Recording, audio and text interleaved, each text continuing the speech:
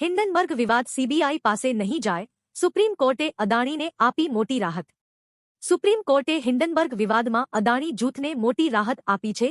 Supreme કોર્ટે કહ્યું કે ફોરેન પોર્ટફોલિયો ઇન્વેસ્ટમેન્ટ નિયમોમાં કોઈ અનિયમિતતા નથી. સુપ્રીમ કોર્ટે કહ્યું કે સેબીના મામલામાં કોર્ટ પાસે મર્યાદિત સત્તા છે. કોર્ટે સેબીની તપાસમાં હસ્તક્ષેપ કરવાનો પણ ઇનકાર કર્યો હતો અને એસઆઈટીની રચના કરવાનો ઇનકાર કર્યો હતો.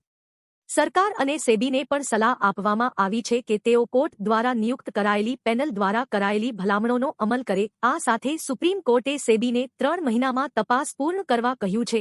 કોર્ટે એમ પણ કહ્યું કે આ કેસ સીબીઆઈને ટ્રાન્સફર કરવાનો કોઈ આધાર નથી.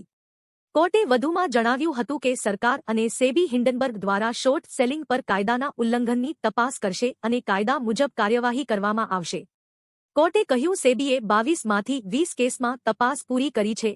અમે સેબીને અન્ય 2 કેસમાં 3 મહિનામાં તપાસ પૂર્ણ કરવાનો નિર્દેશ આપીએ છીએ. કોર્ટે organised crime and corruption reporting project OCRP ના અહેવાલ પર કહ્યું હતું કે કોઈપણ ચકાસણી વિના તૃતીય પક્ષ સંસ્થાના અહેવાલો પર આધાર પુરાવા તરીકે આધાર રાખી શકાય નહીં.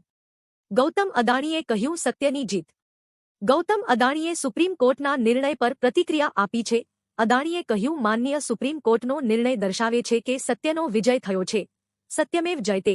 જેઓ અમારી સાથે ઊભા રહ્યા તેમનો હું આભારી છું. ભારતની વિકાસ ગાથામાં અમારું યોગદાન ચાલુ રહેશે. જય હિન્દ. અદાણીના શેરમાં વધારો. અહીં આજે અદાણી ગ્રુપના શેરમાં બમ્પર વધારો જોવા મળી રહ્યો છે. ગ્રુપના તમામ શેર લીલા નિશાનમાં ટ્રેડ થઈ રહ્યા છે. જો તમારે શેર માર્કેટ શીખવું હોય તો ધનશ્રી એકેડમીમાં આવો, જ્યાં ઓફલાઈન, ઓનલાઈન શેર માર્કેટ શીખવવામાં આવે છે. ડિસ્ક્રિપ્શનમાં લિંક છે. જોઈન્ટ કરો. ગૂગલ પ્લે સ્ટોર પર જઈને ધનશ્રી એકેડમીની ધન ફ્લો એપ ડાઉનલોડ કરો. તેમાં તમારા માટે મફત કોર્સ ઉપલબ્ધ છે. તમે શીખી શકો છો. એક પેડ કોર્સ પણ છે. તમે તેમાંથી પણ શીખી શકો છો. તેને હમણાં ડાઉનલોડ કરો. ખૂબ આભાર.